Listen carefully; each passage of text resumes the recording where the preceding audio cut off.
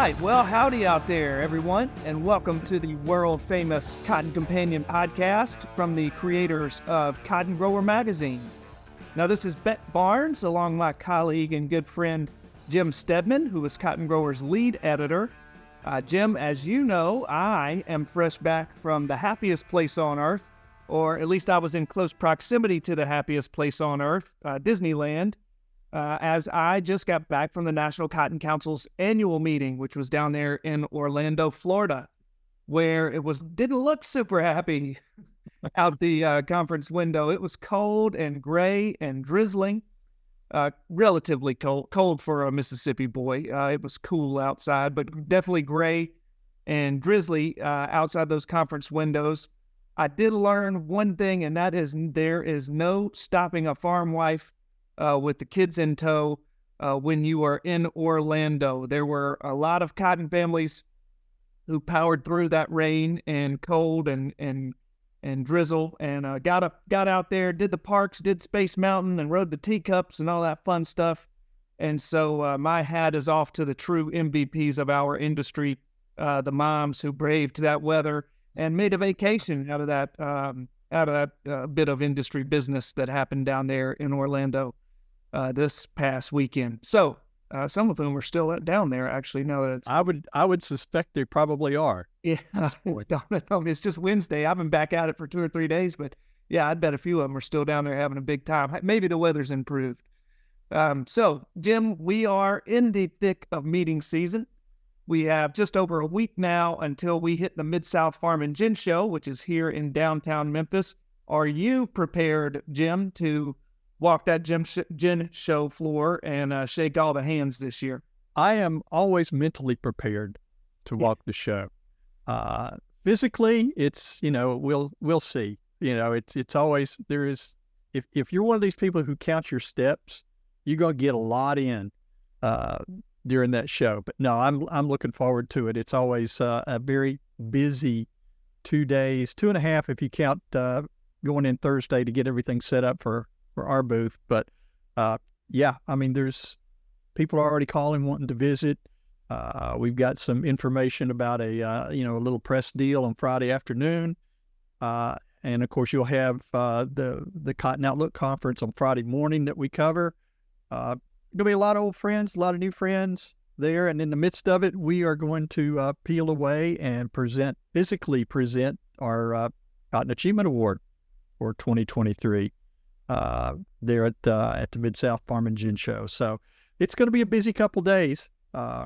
You will better start doing your step drill at least back to kind of get ready for that. Getting some cardio in, yeah, it is. You might want to maybe you could ride your bike. I know.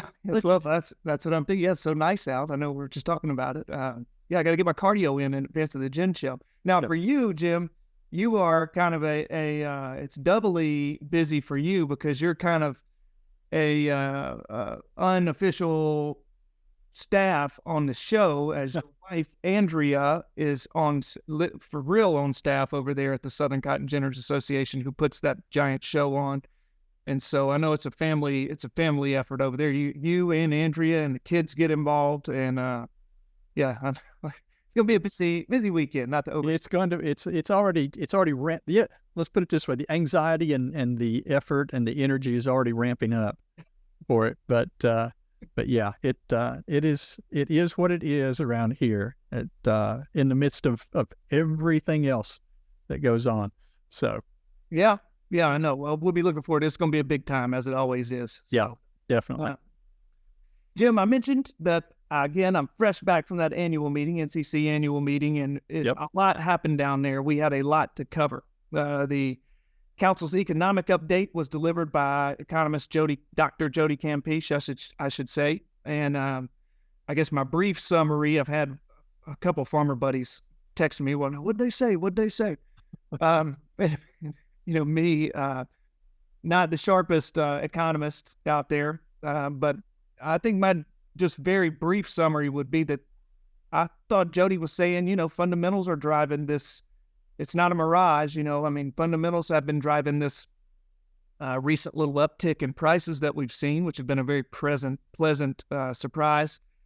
And so as long as the global economy continues its kind of slow and steady recovery that we think we're seeing, prices ought to be all right heading into this year, which again has been a very pleasant development. So we heard also from the NCC on their acreage projection for 2024, and they came in. This was also delivered during Dr. Campisia's economic update, and their survey results showed that they are projecting 9.8 million acres of cotton in the U.S. in the coming year. Now, that is quite low, lower than, I don't want to lie to y'all, but I believe that would represent the lowest total acreage number in quite a few years. That said, I should mention, it felt like Dr. Campiche was kind of hedging on that projection from the moment she said it. It was almost like she wanted to make everybody aware, that they conducted this survey in mid-December, and it's like as soon as the survey ended, the price situation just completely fluctuated, and suddenly cotton was much more attractive than it had been for that, week or two that their survey was out in the market. So, Jim, I know that we have some experience there. You're always vulnerable to just that, what happened, which is you run a survey, and then the second you get it back before you can publish your results, the whole scenario changes. Yeah, so, definitely. And I think the other thing, I'm not going to, I have no quibbles at all with the results of their study, because their study was done after ours. Ours, again, for our listeners, as a reminder, cotton growers number that we released in January based on surveys in mid-November to early December was 10.1 million acres. And we got absolutely no pushback from the economists in the market. You're smiling. It's like the margin between what we projected and what they projected is minuscule. 300,000 acres. It's 300,000 acres, but because it's a double digit, because we got into double digits just over that 10 million, ours didn't sting as bad. Yeah. But, and again, I think one of the reasons that there was some hesitation on the council's number is, let's see, they released theirs on Sunday. So that would have been what, the 18th? On the 15th, the week before, USDA did their annual Ag Forum, Ag Outlook Forum, and they were doing, based on all of their calculations and projections and things like that, their preliminary number for cotton was 11 million acres, which kind of surprised me on it, because if you see all the times we have talked with our economist friends since in putting our number together, and since that point, even through Beltwide, they're all going, yeah, normally we'd follow the corn cotton ratio, or we'd follow the soybean cotton ratio, and when you follow that formula, it will tell you 11 million acres, but they also said, our current market situation and everything else that's going on, you got to take more into consideration than just that formula. And they don't, I think it was sort of like universally going, it's not going to be that high. I think what it shows us right now is just how uncertain we are is on the cusp of planting season as to how many acres are really going to be out there. Yeah. Because it's one thing for us to be 300,000 acres apart with the NCC, but it's another thing for them to be 1.1 million acres apart with USDA. So that's a huge range in there. It's a huge range of uncertainty. So Ole Miss math, I believe that's around 10% swing. Yeah, it is. I think really and truly the truest look at it will be what USDA will start now. I mean, this again was just their initial projection based on their formulas. Yeah. They will start their planting intentions survey, I think, the first week in March. And by the end of March, they will release that, which will, I think, tighten up that acreage number a little bit and give us a much clearer feel for what that number is going to be, as growers are seriously, by that point, some will be in the field, South Texas, and as everybody else is gearing up to go to the field. So I won't be surprised to see that number drop back down.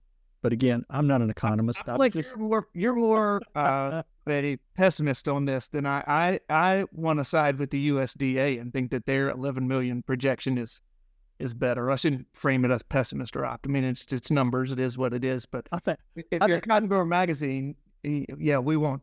We've always said our number was we probably set the baseline.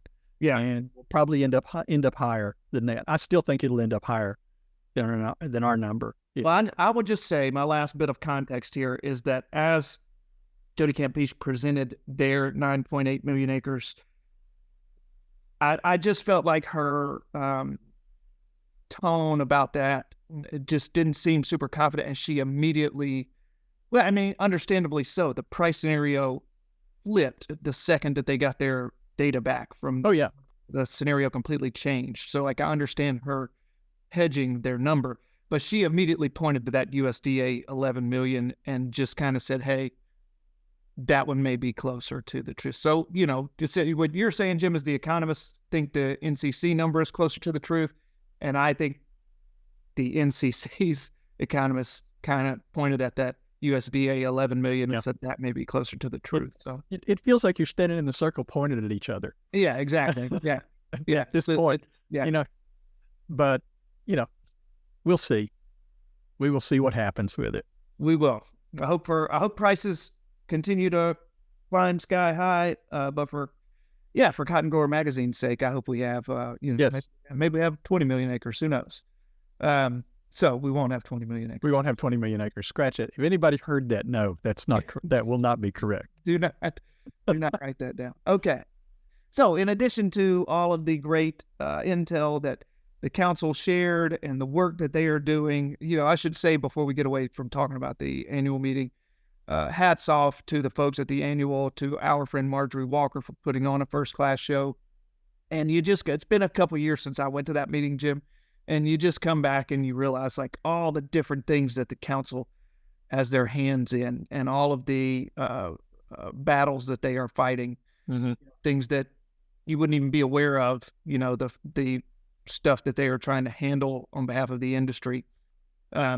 Just amazing. Great work that they do over there. So while down there, Jim, I also had a great chance to visit with our newly elected NCC Chairman, Mr. Joe Nicosia. Joe is the Global Trading Operations Officer for Louis Dreyfus Company, as well as the head of the Cotton Platform. He is also the Executive Vice President of Louis Dreyfus Company and the CEO of Allenberg Cotton. That is a lot of titles. That's 3 lines worth of script. So most of our audience, though, most of our listeners would recognize Joe as the guy who delivers that exceptional market analysis every year at the Mid-South Farm and Gin Show. He's going to do it again here in a little over a week. So right. But we had a chance to sit down with Joe and discuss, among other things, how this Chicago born and raised city slicker found himself at the center of the most southern of crops, the cotton industry. So before we get to that interview, though, our sponsors, the American Cotton Shippers Association, they've got a brief message they'd like to share. The American Cotton Shippers Association, also known as ACSA, is a trade association primarily made up of cotton merchants founded in 1924. ACSA members manage the majority of the world's cotton trade, providing services of merchandising, delivery logistics, and risk management to their customers. ACSA is proud to be celebrating its 100th anniversary this year. Join them in Scottsdale, Arizona in June 2024 for their Centennial Celebration event. Okay, thank you to our friends at ACSA, the American Cotton Shippers Association, for that message and for their support. Now, Jim, before we get to that Joe Nicosia interview I've mentioned, I know that you had a rundown on, among other things, what happened with the dicamba rulings since our last episode, as well as some other headlines from the annual meeting. So go ahead. Okay. Well, as is always seems to be the case with this podcast, just as soon as we wrap one up, something big happens in the market. And I think no sooner did we post the last podcast than we got the announcement on February 6th that the U.S. District Court in Arizona had vacated the labels for XtendiMax, Ingenia, and Tavium dicamba herbicides for over-the-top use on dicamba-tolerant cotton and soybeans. And the first thing that came to mind, and what I was hearing from other people, was, didn't we just go through this? There's really a lot of deja vu attached to this. And the answer, of course, is yes. We went through this back in June of 2020. The labels were pulled. Unfortunately, at that time, it was June, just as growers were getting ready to actually apply the product, and that caused a lot of concern at that point. EPA, thankfully, at that point said, yes, the labels are vacated, but if you have it in hand or if it's in the retail channel, you can still go ahead and use it. And we're going to give you long enough to meet, what the label dates were to use that. So, in essence, that is what has happened again. On February 14th, the market got a nice Valentine from EPA saying that, yes, you're going to, it's an extended existing stocks order, that you can use the products as long as it is already in your possession or if it's already at the trade channel. Basically, the manufacturers, Bayer, BASF, and Syngenta can no longer ship the product because there is no label for it at this point. So anyway, what it allows them to do is, again, go ahead and use the product according to the label directions. And I think for soybeans, I think the cutoff date is June 30th. And for cotton, if I'm not mistaken, that cutoff date is July 30th. So anyway, again, growers are, they're being able to apply this technically without a label at this point under this existing stocks order from USDA. But one thing I'd like to mention in all this is, yeah, we've been through this before. This time it feels a little different. It feels tougher. I feel like maybe it's going to be a bit more punitive since EPA kind of let some things slip through from the initial lawsuit several years ago. I think what it does, it exposes these impossible challenges that EPA has been facing for the last several years to try to meet these legal guidelines and new labeling requirements, particularly when they have to take the Endangered Species Act into consideration. Things that they've been doing that tried to fend off additional lawsuits and other distractions. It's really kind of, they've got an almost, an enviable job. The day after this ruling came down from the first ruling, I was at a cotton meeting over in Jackson, Tennessee. Larry Steckel, who's a weed specialist for University of Tennessee, kicked off his presentation basically by saying, I think I may have made a mistake by taking biochemistry and biology in school rather than going to law school, noting that, this is just really kind of the beginning of all this. That basically the biggest challenges ahead now are resistance and regulation. It's just not going to get any better. I called our friend Stanley Culpepper over at University of Georgia to kind of get his reaction on it. When he called me back, he said, I just want you to know you are my 261st call today. Now, all of this was before EPA issued the existing stocks order, but it gives you an idea of just how big a deal this is and has been and probably will continue to be. But for now, this season is safe in terms of application. I cannot even begin to predict beyond this point what's going to be, and I don't think you'll get a prediction out of any of the weed specialists right now, other than all I can do is tip my hat to them. They've all done a great job in getting programs and existing and alternative programs and things in place for growers to use, whether they're able to use dicamba or not. So congratulations, and again, kudos to those folks. Now, I know, Beck, you mentioned you were at the NCC annual meeting, and yes, we do have a new chairman in Joe Nicosia, but I want to take just a minute and give a shout out to the other new officers that were elected this year to help lead the National Cotton Council. As you mentioned, Joe is the 2024 chairman. The vice chairman for 2024 is Patrick Johnson. He's a grower from Tunica, Mississippi. Vice presidents are Mike Quinn from Sanford, North Carolina, Hank Reichley from Greenwood, Mississippi, Raymond Faust from Richardson, Texas, Sammy Wright from Tifton, Georgia, Kurt Gilkey from Corcoran, California, and Jay Cowart from Altus, Oklahoma, each of those representing one of the segments of the cotton industry. And Mark McKean, who's a producer from Riverdale, California, was reelected as Secretary-Treasurer. There are obviously a lot of other folks elected in affiliated organizations, and we'll be covering all of those extensively in the pages of Cotton Grower in our April issue, as well as online on cottongrower.com. And just two more quick shout-outs, because there are two major awards issued by the National Cotton Council each year. Steve Verrett, who's former director of the National Cotton Council, longtime executive vice president of Plains Cotton Growers, received the Oscar Johnston Lifetime Achievement Award for 2023. That is an award presented to an individual who serves the cotton industry through the NCC over a significant period of his or her active business career. Recognizes those people who exert a positive influence on the industry and who demonstrate character and integrity, as well as perseverance and maturation during that service. And I think Steve is a perfect choice for that. And also a shout out to Eddie Smith, who's a former chairman and vice chairman for the National Cotton Council. He received the 2023 Harry S. Baker Distinguished Service Award, and that's presented annually to deserving individuals provided extraordinary service, leadership, and dedication to the U.S. cotton industry. Eddie's a good friend of the magazine, as is Steve, and so we're just pleased to see that they've been recognized in this way by the council. Yeah, absolutely, Jim.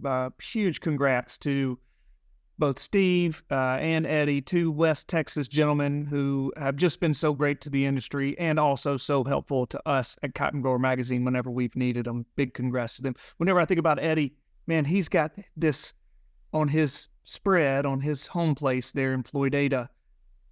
He took me to, he's got this canyon on his property that looks straight out of an Eastwood spaghetti Western. I mean, it's like a Hollywood. It's one of the most beautiful little, and it's just like in his backyard, you know. And so many of our farmers have this beautiful land that they work on, and it's a treat to get to go see some of it. So anyhow, yeah, big congrats to those two. Congrats to all the new leadership at the council. One of the topics that Joe Nicosia and I talked about in our interview is leadership within the council, and also some of the challenges in the year ahead. He had some interesting things to say about, global competition in Brazil, which he has his unique, specific perspective on. So all of that included in our conversation with NCC Chairman Joe Nicosia. We will go ahead and share that interview with you now. All right, so I am here with the soon-to-be elected chairman of the National Cotton Council, Joe Nicosia of Allenberg Cotton. That's correct. And Joe, thank you for joining us today. Great to be here. Thanks.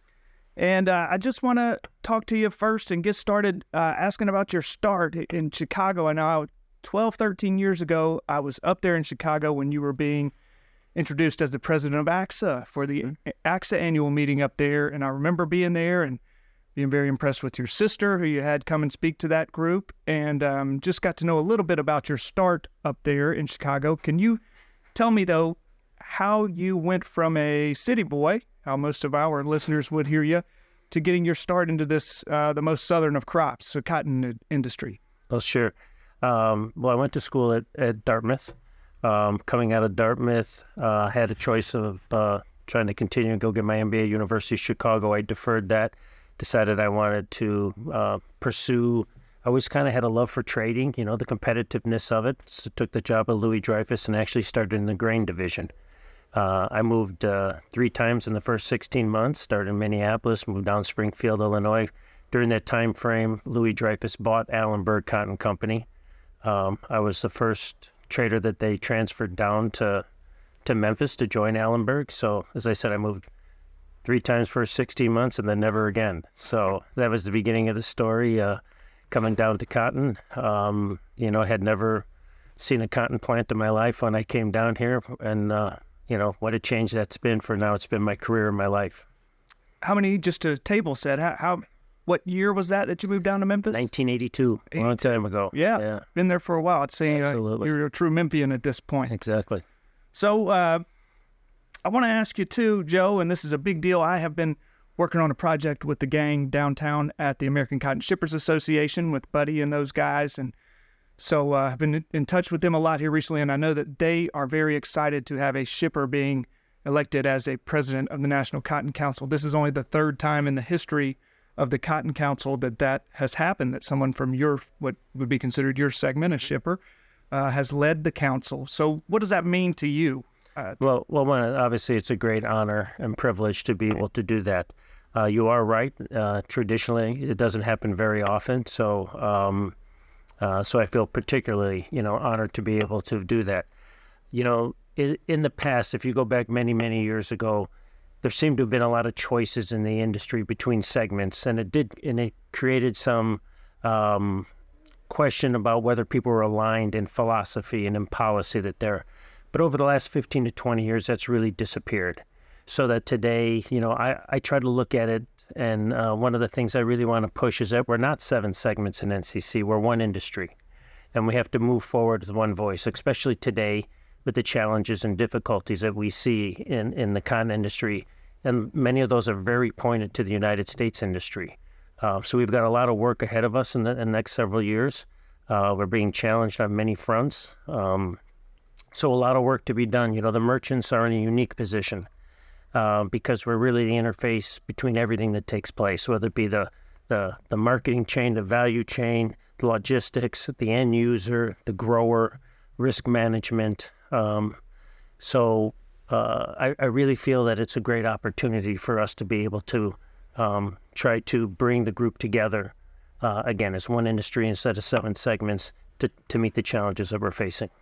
Yeah, Joe, and obviously we're Cotton Grower Magazine, so most of our audience is going to be farmers and growers, and you will have an opportunity to demonstrate that alignment of the industry very soon in your tenure as we get into Farm Bill negotiations in D.C. And so I know that that's a big sort of thing on the horizon in your year here as chairman of the NCC. So what does that look like for you as you go to bat for the grower segment, but for the industry as a whole as we get into Farm Bill debating? Sure. Well, I think part of this trust that exists is exemplified by the asks that the industry has had for inclusions into the new Farm Bill, which have been readily accepted by pretty much all the industry from all the segments. But look, there's no doubt that certain things are critically important, right? We have to increase the safety net to the growers. That's number one. If we don't have a crop, nobody has a business to where we're at. We know we've been devastated by the droughts in Texas that took place. But more importantly, the world is changing, right? We're being challenged by Brazil every year more and more. Brazil's going to pass us up in production this year, and they're not far away from passing us up on being the number 1 exporter of cotton in the world, right? So one of the things I'm going to talk about, and make sure that people understand, if you don't compete, you will get beat. Now, that's the story I'm going to tell people along the line. And it's important for us to realize that it's okay for us to ask to do better. Doing just okay is no longer okay. We need to do better in a lot of the aspects that we have within our industry, and I'm going to really push to try to see if we can't do that. Yeah, that's great. Now, similar development that is really impacting the grower segment, really right here at the very beginning of your tenure, is just last week. Granted, you don't get officially elected until this weekend here on February 17, I think is today. That's today, yeah. Yeah, so you'll be elected tomorrow, but just last week we had this ruling come down about dicamba for our growers, and I know the council was very quick in putting out responses to that. Is that something, even, I guess I'm asking you, it was really before your tenure here, but have you been involved and aware of those conversations as they're happening? I have not so much been involved, but definitely aware of what's taking place. And as you mentioned, we had the ruling, a court ruling that just recently came out. And so that's going to be an issue that's going to be in front of us, right? And it's going to be challenged. That's there. So it's not an issue that's going away. So we're going to have to continue to work through that. There is some, possible hope that maybe we can have some alternative solutions from a product standpoint, that maybe we can find some common ground. But look, it's no secret that many of the practices are being challenged continuously in agriculture, not necessarily singled it out in cotton, but across the whole spectrum. And we're going to have to, that's one of the reasons why it's so important to have the council focused on this, because it gives us a forum to fight back, to be able to present our voice in those type of discussions. Yeah, very good. Joe, it's a big event on the horizon again this year during your year as president. It's really an eventful 2024 you got ahead of you. Of course, it's an election year.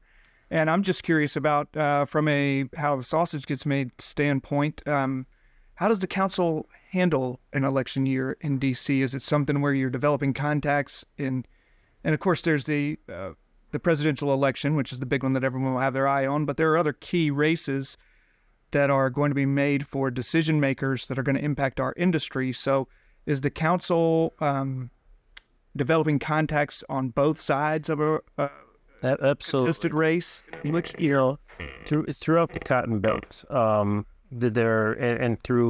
it's not just the Cotton Belt that's important to us, right? Because when we look at Congress, we have influential people on both sides, from the Republican and the Democrat side. And in the ag committees, they're not all from the South, right? Obviously, there's agriculture in the North as well. So it is critically important for us to be able to have those relationships that's there. And I would say it's not just an election year. Sometimes post-election years are even more important, because as you get new members into Congress, they need to understand what our issues are. So it's important for us to get in front of them so that we can explain what our challenges are that are out there, why we have the policies that we have, why we have asks that are up there.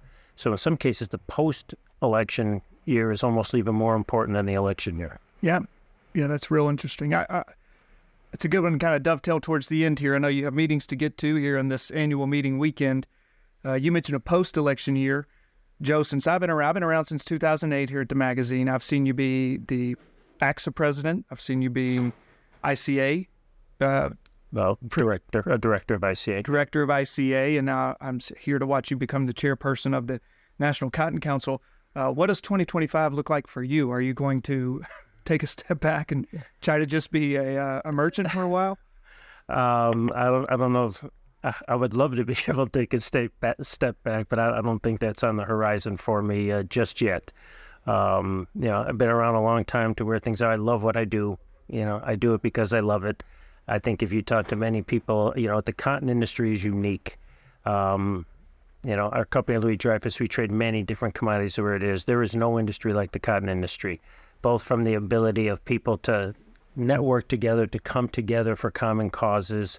It's just a different fraternity that exists within the world, within our industry. And I don't know if that's come because of the longevity of nature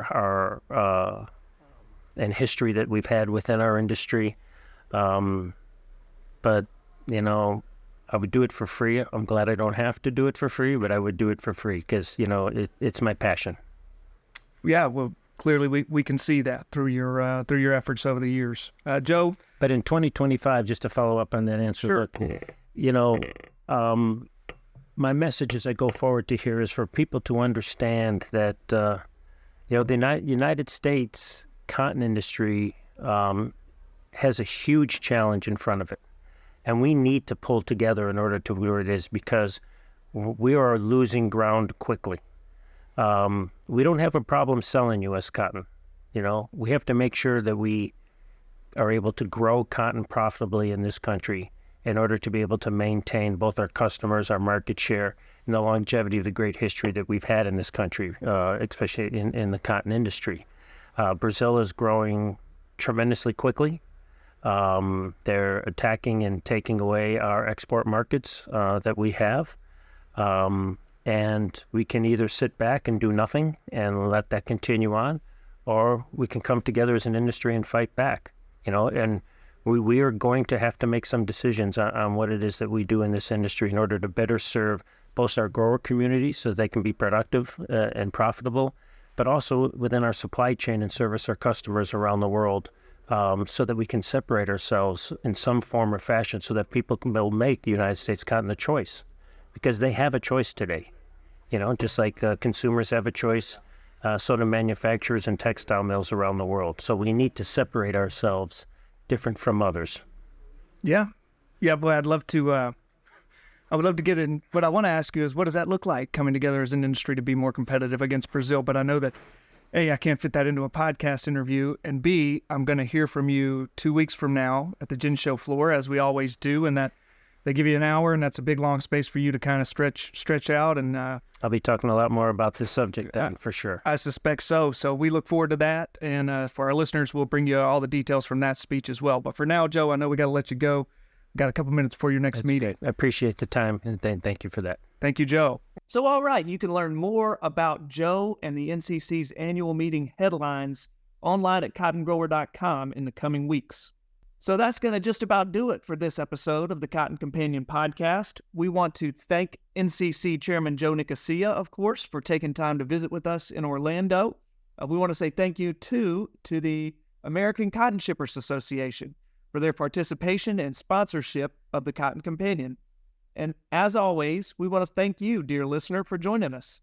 We hope that you've enjoyed this episode, and if you did like what you've heard, please be sure to spread the word and tell your farming friends and neighbors about the Cotton Companion podcast. Here's where and how they can find us. You can find the Cotton Companion in 3 easy ways. First, go to cottongrower.com/companion, or simply click the podcast tab at the top of the homepage. Second, subscribe to our channel on iTunes or wherever you find your podcasts these days. And 3, sign up for our weekly e-newsletter, the Cotton Grower e-News, that's delivered to your email inbox every Tuesday morning. You can do that by going to cottongrower.com/subscribe. Also, be sure to follow Cotton Grower on social media. We are at Cotton Grower Mag on Twitter. And on Facebook, you'll find us by searching for Cotton Grower Magazine. Cotton Companion Podcast is produced twice monthly by Tyler Hatch and Kim Henderson, our talented colleagues at the world headquarters for Meister Media Worldwide in lovely Willoughby, Ohio. I'm Jim Stedman, he's Beck Barnes, and we'll be back with you in a few weeks with all the latest news in the next episode of the Cotton Companion. Until then, stay safe. Yeah, he works and he works and he works and he works all day. God made a farmer